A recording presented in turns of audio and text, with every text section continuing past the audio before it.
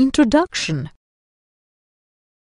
Smitha comes across a bright red feather while playing with her friends. She picks it up and puts it in her pocket.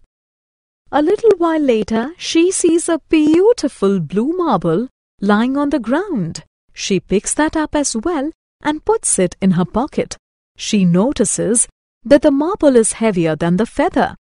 In this lesson, you will learn about weights. Understanding weight.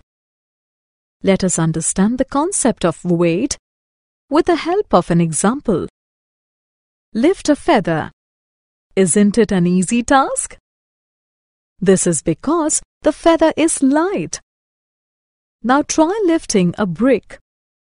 Do you find the task difficult? This is because the brick is heavy. Comparing weights. A heavier object has more weight than a lighter object. Let us understand it with the help of an example. Fill a glass with water. Fill a mug with water. Try to lift both. Which is easier to lift? Quite obviously, the glass filled with water.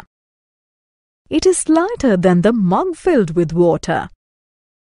Therefore, we can say that objects that are easy to lift are lighter than objects that are difficult to lift.